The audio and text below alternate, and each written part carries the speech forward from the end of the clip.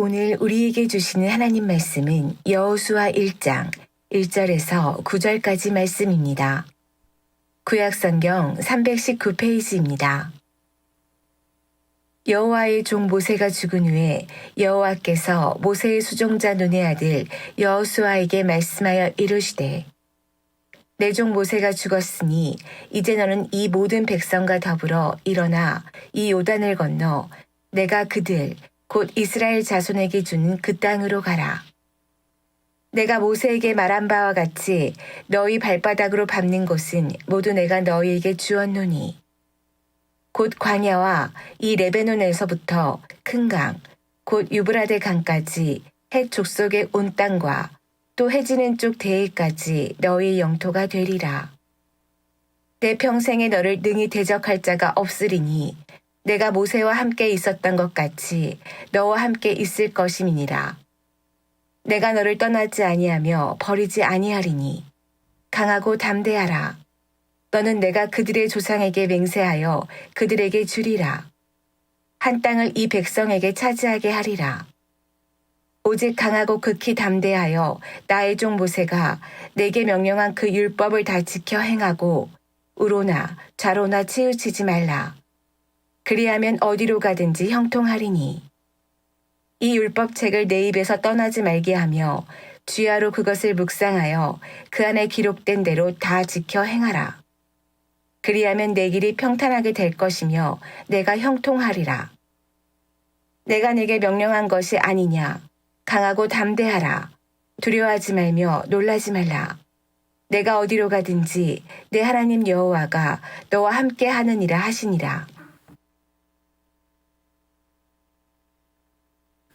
함께 잠깐 기도하겠습니다. 하나님 아버지, 2022년을 우리에게 열어주시고 그 첫 주일 예배를 하나님께 올려드리게 하심을 감사드립니다. 주께서 우리 가운데 찾아와 주시고 임재하시며 오직 성령께서 교회에 하시는 말씀을 우리가 함께 듣게 하여 주시옵소서. 예수님 이름으로 기도합나이다. 아멘. 송구영신 예배 때 서로 인사하셨지만 지금 다시 한 번 더 우리 인사했으면 좋겠습니다. 옆에 있는 분에게 새해 복 많이 받으세요. 영어로 해피 뉴 이어 한번 하시죠. 새해가 되면 복 많이 받으시라고, 또 영어로는 행복한 한 해 되시라고 우리가 인사를 하고 있습니다. 이 복과 행복은 크리스찬이나 또는 불신자나 할 것 없이 모두가 좋아하는 말 같습니다. 중국인들도 참 복을 좋아하더라고요. 그래서 벽마다 이렇게 복자를 붙여놓고 어떤 때는 복자를 거꾸로 이렇게 붙여놓은 것을 보았습니다. 이야기를 들어보니까 복은 하늘에서 떨어지는 거니까 거꾸로 붙여놨다고 하던데, 적어도 이분들이 복이 하늘에서 오는 것은 아닌 것 같습니다. 오늘 설교 말씀의 제목이 새해에 우리가 받아야 할 강복이라고 했습니다. 사전을 보니까 축복은 사람이 비는 복이고 강복은 하나님이 내려주시는 복인데, 우리 모두에게 사람의 축복이 필요하지만 하나님이 주시는 복으로 올 한 해 충만한 은혜 누리시는 여러분들 되시기 바랍니다. 성경에서 복이라고 할 때는 그것은 영육의 복이 겹쳐 있는 것을 볼 수가 있습니다. 물질의 복을 복이 아니라고 하지 않는다는 거죠. 신명기 28장 4절 보시면 내 몸의 자녀와 내 토지의 소산과 내 짐승의 새끼와 소와 양의 새끼가 복을 받을 것이며 내 광주리와 떡반죽 그릇이 복을 받을 것이며 내가 들어와도 복을 받고 나가도 복을 받을 것이니라. 여러분에게 이 복이 충만하길 바랍니다. 근데 여기서 하나님께서 내려주시는 모든 복에 전제가 한 가지 있습니다. 조건이 있습니다. 그것은 하나님의 말씀에 순종하면입니다. 신명기 28장 2절 다시 가면 내가 내 하나님 여호와의 말씀을 청종하면 이 모든 복이 내게 임하며 내게 이르리니. 여러분이 바라지 않아도 하나님 말씀에 충종하면 복이 여러분을 찾아와서 여러분에게 이르게 될 것이라고 말씀하고 있습니다. 근데 여기서 크리스찬과 그렇지 않은 사람들의 결정적인 차이가 있습니다. 크리스찬이 아닌 분들은 복의 내용에 집중하고 있습니다. 자기가 받고 싶은 복, 물질, 건강, 화목, 또 얼만큼 내가 재산을 받게 될까, 얻게 될까, 결국은 자기 자신에게 집중하고 있습니다. 하지만 하나님 믿는 크리스천들은 복을 주시는 분에게 집중하고 있습니다. 그분을 바라보고 그분을 어떻게 섬길까, 그분께서 나에게 어떤 복을 주실까를 기대하는 거죠. 왜냐하면 우리가 믿는 하나님은 만복의 근원이 되시기 때문입니다. 2022년 새해에는 복의 근원 되신 하나님을 통하여 여러분 만복을 누리시기를 바랍니다. 그리고 하나님이 우리의 복이 되심을, 그래서 그 하나님을 받으시는 여러분 되시기 바랍니다. 이 하나님을 우리의 복으로 누리기 위하여 세 가지 통로를 우리가 여호수아 1장을 통하여 복의 통로를 생각하고자 합니다. 첫 번째는 심령의 가난함을 통하여, 두 번째는 하나님의 말씀을 통하여, 세 번째는 성령의 충만함을 통하여입니다. 첫 번째, 우리는 심령의 가난함을 통하여 하나님의 복을 받고 복이신 하나님을 받게 됩니다. 모세가 죽은 후에 하나님께서 모세의 조력자여 시종이었던 여호수아를 찾아오셨습니다. 그리고 부고를 전하셨습니다. 2절 보시면 내 종 모세가 죽었으니 이제 너는 이 모든 백성과 더불어 일어나 이 요단을 건너 내가 그들 곧 이스라엘 자손에게 주는 그 땅으로 가라. 사실 이 말씀은 이스라엘 백성들에게는 믿어지지 않는 모순이고 실감나지 않는 이야기입니다. 왜냐하면 이들이 출애굽하고 광야에서 40년을 살 수 있었던 것은 그들에게 주신 위대한 지도자 모세가 있었기 때문이죠. 모세를 통해 하나님께서는 10가지의 재앙을 애굽 땅에 내리셨고 홍해를 건너게 하셨고 광야 40년을 살아내게 하셨습니다. 모세는 하나님과 대면하여 하나님의 율법을 받아서 그 백성들에게 공포하였습니다. 근데 지금 그 가운데 모든 것의 절정인 가나안 진군을 앞두고 내 종 모세가 죽었으니 라고 하나님께서 부고를 전하십니다. 아무리 폭군이라 하더라도 그 사람이 사라지고 나면 그 강력한 리더십 때문에 사람들이 불안해지기 마련이죠. 하필 약속의 땅 눈앞에서 모세가 죽었음을 하나님께서 확인하셨습니다. 광야 이스라엘 백성들은 굉장히 취약하였습니다. 자신들을 보호해 줄 수 있는 성벽도 없었고 넉넉한 식량도 없었고 또 물을 공급해 줄 수 있는 강도 없었습니다. 사람으로 치면 노숙자 같죠. 애굽의 전차나 해 족속의 철기 문명과 같은 강력한 무기와 자원도 없었습니다. 그나마 하나님을 대면하고 하나님의 뜻을 전하고 하나님의 임재를 체현하는 이 모세 한 사람을 통해서 그들이 지금까지 의지하며 살아왔는데 밖으로는 지금 가나안의 족속들이 버티고 있죠. 안으로는 아감 같은 사람이 탐욕과 불평을 가지고 있죠. 그런 가운데 하나님께서 내 종 모세가 죽었으니라는 이 부고장을 주신 것은 이스라엘 백성들에게는 청천벽력과 같이 들렸을 것입니다. 그 대신 애송이 같은 여호수아를 세우시고 그 때문에 이스라엘 자손들도 불안하고 여호수아 자신도 불안하고 두려웠던 것 같습니다. 근데 이런 모세의 죽음은 사실은 예고된 것이었습니다. 모세가 위대한 지도자였지만 완벽한 영웅 히어로가 아니었습니다. 민수기 20장을 보시면 하나님께서 물이 없어서 불평하는 이스라엘 자손들과 짐승을 위해서 반석에게 명령하여 물을 내라 하라고 했습니다. 하지만 그 백성들의 원망과 또 불평이 너무나 이 모세를 많이 자극을 한 것 같습니다. 그래서 민수기 20장 10절에서 회중을 그 반석 앞에 모으고 모세가 그들에게 이르되 반역한 너희여 들으라. 우리가 너희를 위하여 이 반석에서 물을 내려 하고 하나님의 말씀대로 그 반석을 향하여 명령하는 대신 지팡이로 반석을 2번 쳤습니다. 물론 물은 나왔습니다. 그런데 하나님께서 말씀하십니다. 여호와께서 모세와 아론에게 이르시되 너희가 나를 믿지 아니하고 이스라엘 자손의 목전에서 내 거룩함을 나타내지 아니하는 거로 너희는 이 회중을 내가 그들에게 준 땅으로 인도하여 드리지 못하리라 하시니라. 이후에 이 모세가 정말 간절하게 하나님께 구했습니다. 하나님, 제가 약속의 땅에 들어가게 해주십시오. 하나님 대답은 분명했습니다. 안 된다. No 라고 말씀하셨죠. 신명기 32장 52절 내가 이스라엘 자손에게 주는 땅을 맞은편에서 바라보기는 하려니와 그리로 들어가지는 못하리라. 때로 하나님은 엄중하십니다. 그 결과 34장 5절 6절 보시면 이에 여호와의 종 모세가 여호와의 말씀대로 모압 땅에서 죽어 벳부올 맞은편 모압 땅에 있는 골짜기에 장사되었고 오늘까지 그의 묻힌 곳을 아는 자가 없느니라. 모세의 죽음은 성경에서 하나의 신비였습니다. 그가 어디에 묻혀 있는지 아무도 모르는 거죠. 하나님 외에는 심지어 천사와 마귀도 그 자리를 몰랐습니다. 그래서 유다서 1장 9절 가서 보시면 신약 성경에 천사장 미가엘이 모세의 시체에 관하여 마귀와 다투어 변론할 때에 주께서 너를 꾸짖으시기를 원하노라 하였거늘. 왜 그랬을까요? 왜냐하면 이스라엘 백성들은 보이는 것을 의지하는 우상숭배의 경향들이 있었습니다. 더구나 그토록 위대한 지도자의 무덤을 보면 그들이 자칫 약속의 땅으로 들어가지 않을까봐, 아니면 모세의 어떤 지팡이라도 우상숭배의 대상으로 삼을까봐 하나님께서는 그 모든 것들을 비밀로 하시고 오직 그의 죽음은 하나님만 아시게 되셨던 거죠. 이처럼 모세의 부고는 신비로웠지만 동시에 이스라엘 전체에 큰 슬픔과 두려움을 가져왔습니다. 하지만 약속의 땅은 모세라고 하는 위대한 지도자가 주는 것이 아니라 하나님이 주시는 것입니다. 이스라엘을 약속의 땅으로 인도하시는 분은 위대한 지도자, 권력 있는 사람이 아니라 바로 하나님 자신이십니다. 위대한 모세도 하나님의 종일 뿐이었지 그가 하나님은 아니었던 거죠. 그렇다면 하나님으로부터 부고를 받은 여호수아와 이스라엘 백성들은 오직 하나님만 바라보아야 했던 것입니다.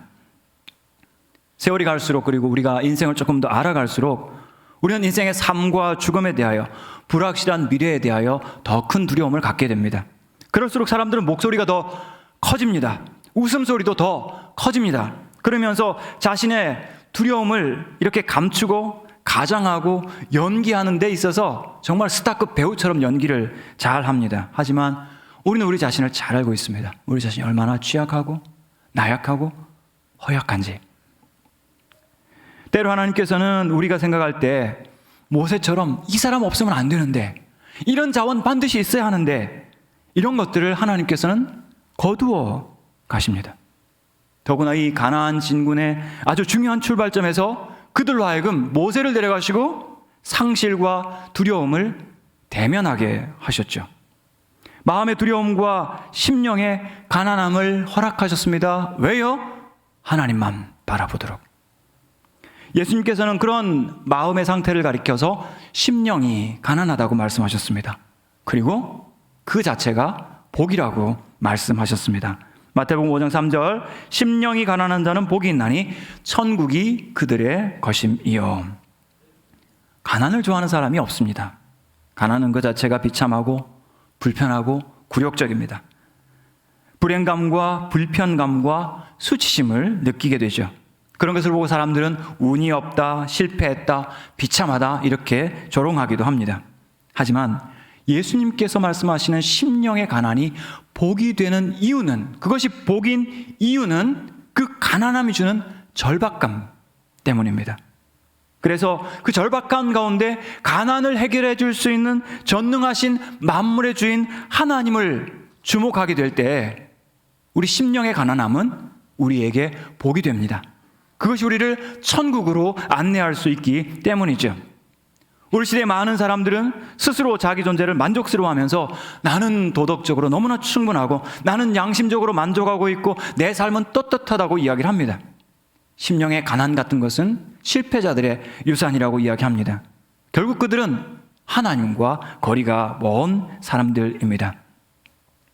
지금 여호수아와 이스라엘 백성들이 겪고 있는 이 심령의 가난은 이 어이없는 상실 가운데에서 하나님만 절박하게 바라보게 합니다. 그런 의미에서 2022년에 혹시 우리가 맞이하게 될 심령을 가난하게 하는 사건들은 오히려 불행이 아니라 하나님으로부터 오는 복일 줄 믿습니다. 왜냐하면 그것들이 우리를 하나님께로 안내할 것이기 때문입니다. 하나님만 바라보게 할 것이기 때문입니다. 모세가 떠난 이스라엘 상황이 얼마나 다급했던지 하나님께서 바로 찾아오셨습니다. 그래서 여호수아와 이스라엘 백성들에게 이 놀라운 약속의 말씀을 주고 계시지 않습니까? 왜 그랬을까요? 모세의 죽음으로 말미암아 공백이 커질수록 하나님이 채워주실 은혜도 더 커지기 때문입니다. 이스라엘 자손들은 모세가 아니라 하나님과 함께 그 약속의 땅에 들어가게 될 것입니다. 사도 바울이 선교 여행 중에 그리스 북쪽에 있는 마게도냐에 이르렀을 때 고린도서 7장 5절 보니까 우리가 마게도냐에 이르렀을 때에도 우리 육체가 편하지 못하였고 사방으로 환난을 당하여 밖으로는 다툼이요 안으로는 두려움이었노라. 바로 이어서 6절에 그러나 낙심한 자들을 위로하시는 하나님이 우리를 위로하였으니. 밖으로는 다툼이 있고 안으로는 두려움이 있었지만 하나님께서 그 상황을 방치하지 않으시고 바로 찾아오셔서 그 두려움의 공간을 위로로 채워주신 것이었습니다. 2022년이라고 하는 약속의 땅 앞에 그 입구에 지금 우리가 서 있습니다. 그 약속의 땅은 위대한 사람 혹은 유력한 사람과 들어가는 것이 아니라 하나님과 함께 들어가는 땅입니다. 한 해가 주는 두려움과 상실을 회피하는 대신 대면하셨으면 좋겠습니다. 그것을 통해서 낭패감과 실패감과 굴욕감이 온다 하더라도 나의 텅 빈 공간만큼 하나님께서 넘치도록 채워주실 것을 믿기 때문입니다. 심령의 가난이 클수록 하나님이 채워주실 은혜도 더 크다는 사실을 인정하고 심령의 가난함을 사모할 때 우리 하나님께서 우리에게 복을 주시고 또 복이 되신 하나님을 우리가 받게 될 줄 믿습니다. 두 번째, 하나님의 말씀을 통해서 하나님의 복을 받습니다. 또 복이신 하나님을 우리는 받습니다. 하나님께서는 우선 말씀하시는 하나님으로 여호수아에게 나타나셨습니다. 1절 다시 보시면 여호와의 종 모세가 죽은 후에 여호와께서 모세의 수종자 눈의 아들 여호수아에게 말씀하여 이르시되. 하나님은 말씀하시는 분이십니다. 그리고 그 하나님 말씀은 능력입니다. 하나님 말씀은 실체입니다.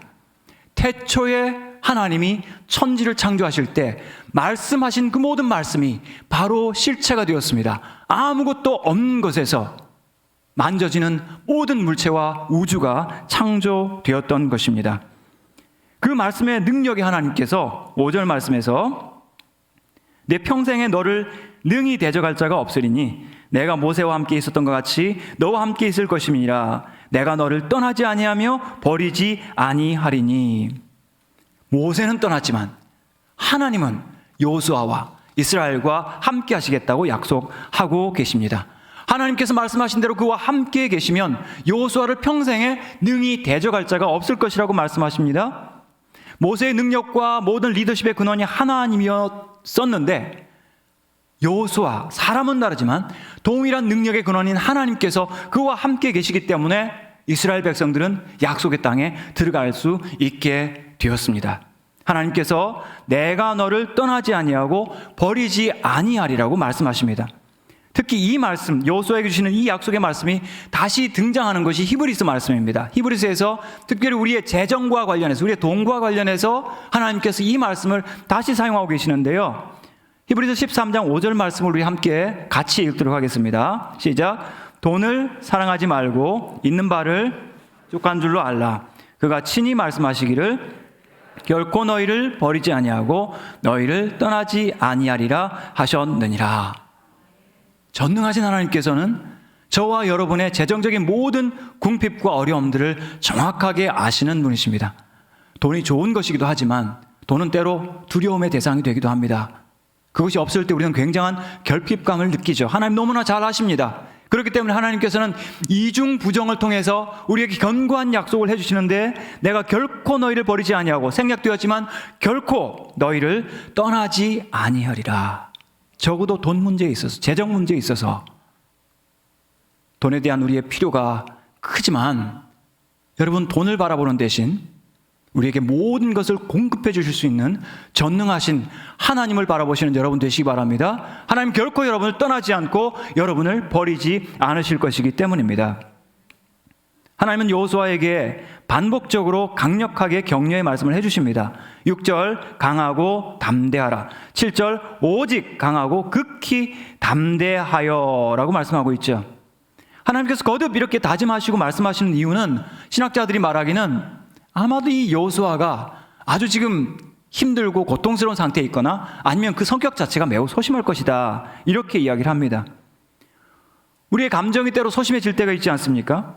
감정에도 고집이란 것이 있습니다. 그래서 한번 그런 마음이 들어오면, 감정이 생기면 좀처럼 바뀌지 않으려고 하는 그 완고함 같은 것들이 있어요. 특히 우울감이라든지 두려움이라든지 슬픔, 이런 건 무거운 것들이 납덩이처럼 우리를 누르면 우리도 모르게 자포자기하는 거죠. 안에서 그냥 이렇게 살다가, 이런 이야기를 자주 하게 되죠. 강력한 적군 앞에서 겁을 한번 먹고 나면 골리앗 앞에 있었던 이스라엘 백성들처럼 좀처럼 용기를 다시 갖기가 어렵습니다. 그러나 인간을 가장 잘 아시는 우리 하나님께서 이런 두려움에 빠진 여호수아를 격려하시면서 그를 동시에 강력한 견고한 하나님의 말씀으로 안내하고 계십니다. 7절 말씀 보시면, 오직 강하고 극히 담대하여 나의 종 모세가 내게 명령한 그 율법을 다 지켜 행하고 우로나 좌로나 치우치지 말라. 그리하면 어디로 가든지 형통하리니. 여러분, 우리 겁먹은 마음이 다시 용기를 갖게 되는 것은 감정을 자꾸 세뇌시키거나 반복한다고 되는 것이 아닙니다. 으쌰으쌰 하거나 할 수 있다, 아니면 긍정의 힘이 있으면 되는 거다, 이 감정이 독립된 것이 아닙니다. 지성과 연결되어 있는 거죠. 7절 말씀에서 두 가지 명령을 하고 있습니다. 강하고 극히 담대하라, 감정의 명령을 하고 있습니다. 동시에 모세가 명령한 율법을 주의하여 지키라, 여기에 조동사가 나오는데 조심해라, 주의해라, 주의하고 조심해서 하나님 말씀을 순종하고 지키라는 그런 말씀을 하고 있습니다. 우리의 마음은 보는 것에 의하여 또는 듣는 이야기에 의하여 많이 좌지우지 됩니다. 그럴 때 우리에게 필요한 것은 감정으로 감정을 대체하는 것이 아니라 하나님 말씀으로 감정을 다시 재조정하는 것입니다. 여러분, 송구영신 예배 마치고 나서 집에 가셔서 혹시 꿈꾸지 않으셨습니까? 돼지 꿈을 꾸신 분들은 아이고 잘됐다, 가서 복권 사자, 그랬을지 모르겠고, 안 좋은 꿈을 꾸신 분들은 아이고 올해 안 좋은 일이 생기려나 보다 좌절하셨을지 모르겠습니다. 이런 사소한 일들이 우리 마음에 영향을 미쳐서 마치 미신을 믿는 사람처럼 흔들립니다. 그러나 하나님의 말씀은 견고하여 흔들리지 않습니다. 이 여호수아에게 주신 하나님 말씀, 3,500년 전에 기록된 말씀인데, 이 말씀은 많은 세기와 많은 시대를 거쳐오면서 온갖 다양한 도전과 어려움을 겪는 많은 사람들의 흔들리는 감정을 건강하게, 견고하게 붙들어 주신 말씀인 줄 믿습니다. 8절 보시면, 이 율법책을 내 입에서 떠나지 말게 하며 주야로 그것을 묵상하여 그 안에 기록된 대로 다 지켜 행하라. 그리하면 내 길이 평탄하게 될 것이며 내가 형통하리라. 구체적인 지침을 주고 있습니다. 이 율법의 말씀을 내 입으로 떠나지 말게 하며 말씀을 읽고, 소리내어 읽고, 암송하고 반복해서 되뇌이라고 말씀을 하고 있습니다. 주야로 그것을 묵상하라고 이야기하고 있죠. 히브리어에 보면 이 묵상하라는 말은 성경 연구하라는 말이 아니라, 지식을 가지라는 말이 아니라 이 묵상을 통해서 실천하고 순종하라는 말씀입니다. 제가 서울에 어떤 교회에 갔었는데 그 교회의 집사님 가운데 성경을 너무 많이 알아서 성경 박사님이라는 그런 별명을 가진 집사님이 계셨습니다. 근데 그 집사님의 부인이 가출해서 집에 안 들어오는 거예요. 이유는 하나였습니다. 그 많은 성경 말씀의 지식을 아내에게 적용하는 거예요. 성경 말씀은 누구한테 적용하는 거죠? 나를 바꾸는 거죠. 나에게 적용하는 겁니다. 아내에게, 남편에게, 자식들에게 적용하는 것 아닙니다. 히브리서 4장 12절 말씀 한번 같이 읽도록 하겠습니다. 다시 시작. 하나님 말씀은 살아있고 활력이 있어 어떤 검보다도 예리하여 혼과 영과 및 관절과 골수를 찔러 쪼개기까지 하며 또 마음의 생각과 뜻을 판단하나니.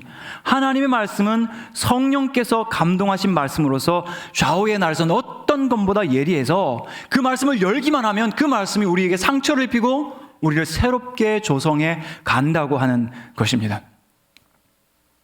여러분, 하루하루 바쁘시죠? 볼 것도 많고 들을 것도 많습니다. 여러분, 출근하시는 길에, 퇴근하시는 길에 아마 듣고 보고 싶은 것이 많겠지만 말씀 앱을 여십시오. 한 구절을 읽으십시오. 그것을 눈을 감고 잠깐 묵상하십시오. 여러분이 그 말씀에 놀라운 은혜를 발견할 뿐만 아니라 말씀이 살아서 여러분에게 찾아올 줄 믿습니다. 그 말씀이 여러분을 변형시킬 힘이 있습니다. 우리의 감정과 우리의 기분은 수시로 흔들리고 변하지만 하나님 말씀은 견고하여 흔들리지 않고 그 견고한 뿌리 가운데에서 우리를 바꾸어 가시는 것입니다. 특별히 이 성경 말씀이 성령의 감동으로 이루어졌다고 할 때 우리가 기억할 것은 이 말씀을 우리가 우리의 입맛대로 우리의 시각대로 함부로 선별해서는 안 된다는 거죠. 자유주의자들은 어떤 말씀은 하나님 말씀이고 어떤 것은 사람의 말이다 이렇게 구별하지만 여러분, 우리는 66권 하나님 말씀 전체가 하나님의 영감된 말씀인 줄 믿고 있습니다. 성령께서 감동하셨습니다. 여호수아에게는 5권밖에 없었죠. 모세오경밖에 없었지만 오늘 우리에게는 완전한 계시 66권의 하나님 말씀이 우리에게 주어졌습니다. 그 말씀을 여러분 선별하지 마시고 구별하지 마시고 모든 말씀, 성령께서 여러분에게 말씀하실 때 그 말씀에 순종하심으로 하나님의 복을 받고 또 복되신 하나님을 소유하실 수 있기를 바랍니다. 마지막 세 번째, 성령의 충만함을 통해서 우리는 하나님의 복을 받고 복되신 하나님을 받을 수 있습니다. 신명기 34장 9절 오늘 본문에서 몇 절 앞에 가시면 모세가 눈의 아들 여호수아에게 안수하였으므로 그에게 지혜의 영이 충만하니 이스라엘 자손이 여호와께서 모세에게 명령하신 대로 여호수아의 말을 순종하였더라. 모세가 죽기 전에 모세가 여호수아에게 안수하였습니다. 안수라고 하는 말이 성경에서 여기 처음 나옵니다. 이제 지도력이 이양되었다는 뜻이죠. 안수하였을 때에 여호수아에게 지혜의 영이 충만하였다. 지혜의 영이 누굴까요? 성령님이십니다. 우리에게 어떤 지혜가 있다면 그 모든 것은 하나님의 영이신 성령님의 선물이라고 이야기할 수 있습니다. 특별히 모세를 이은 여호수아에게는 그 현장에서 실천적으로 받아야 할 지혜가 필요합니다. 성령께서 그에게 충만하셔서 분별력과 바른 선택을 할 수 있도록 도와주셨습니다. 민수기 11장을 보시면 성령이 이스라엘 백성들에게 임한 이야기가 잠깐 등장을 합니다. 11장 25절 보시면 여호와께서 구름 가운데 강림하사 모세에게 말씀하시고 그에게 임한 영을 70 장로에게 임하게 하시니 영이 임하신 때에 그들이 예언을 하다가 다시는 하지 아니하였더라. 이스라엘을 함께 다스렸던 70인 장로님들이 계셨는데 그분들에게 성령이 잠깐 임해서 예언하다가 그 예언이 그치게 되었습니다.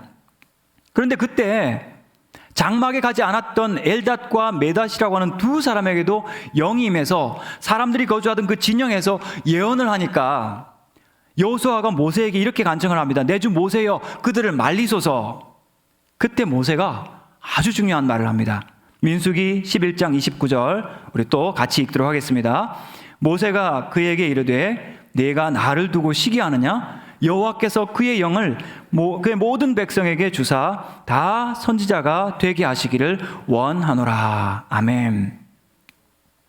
모세는 하나님의 영 성령께서 그에게 혹은 몇 명의 지도자들에게만 아니라 모든 백성들에게 하나님의 영이 임하여서 그들이 모두 선지자 되기를 원하였습니다. 사랑하는 꿈꾸는 교회 성도 여러분, 오순절을 통하여 오늘 우리 모두에게 동일하신 성령이 임하신 줄 믿습니다. 여러분이 이 자리에 이 추운 날씨에 이 감염의 위험 가운데서 이 자리에 나와서 하나님께 예배하는 것은 오직 성령께서 우리를 인도하시고 우리 가운데 충만하게 임하시기 때문입니다. 올 한 해 동안 여러분 성령 충만하시기 바랍니다. 그리고 우리 교회 표가 뭐였죠? 성령을 따라 행하라. 한번 크게 다시 한번 우리 하도록 하겠습니다. 시작. 성령을 따라 행하라. 다시 한번 더. 성령을 따라 행하라. 크리스천들은, 예수를 믿는 사람들은 우리의 능력과 지혜를 따라 선택하는 것이 아니라 성령을 따라 행하는 사람입니다. 우리 각자에게 성령이 임하여 계십니다. 여러분 그 성령이 근심하며 탄식하도록 한쪽 구석에 망각하고 잊어버리지 마시고 그 성령으로 충만함을 입으시길 바랍니다. 그 성령으로 충만할 때 하나님의 복을 우리가 받게 되고 그리고 복이신 하나님을 우리가 받게 되기 때문입니다. 고린도전서 2장 12절 보시면 우리로 하여금 성령께서 하나님께서 우리에게 은혜로 주신 것들을 알게 하려 함이라. 새로운 모든 축복을 우리에게 공급하여 주시는 통로가 되실 뿐만 아니라 우리가 지금 받은 은혜가 얼마나 큰 것인지를 깨닫게 해주시는 분이 성령님이십니다. 이 성령님으로 충만한 2022년 되시기를 축복합니다. 말씀을 맺겠습니다. 하나님께서 창세기 15장에서 아브라함을 찾아오셔서 이렇게 말씀하십니다. 아브라함아, 두려워하지 말라. 나는 내 방패요 지극히 큰 상급이니라. 지극히 큰 상급이니라. 아브라함을 둘러싼 모든 위험에서 아브라함과 위험을 격리시켜주는 방패가 되어주신다는 것이고, 그가 하나님을 신뢰하면 내가 네가 생각하지 못하는 지극히 큰 상급이 되겠다, 복이 되겠다라고 말씀하셨는데, 이 하나님의 약속이 여러분의 약속이 되시기를 바라고 여러분의 복이 되시기를 축복합니다. 하나님이 내려주시는 가장 큰 복은 바로 하나님 자신이십니다. 이 복을 누리기 위해서 심령의 가난함을 소유하고 유지하시는 여러분 되시기 바랍니다. 하나님 말씀을 밤낮으로 묵상하고 순종하실 때 하나님의 놀라운 복이 여러분에게 임할 줄 믿습니다. 성령의 충만함을 사모하고 기도하고 받으시는, 성령의 인도하심을 받으시는 여러분들 되시기를 주님의 이름으로 축복합니다.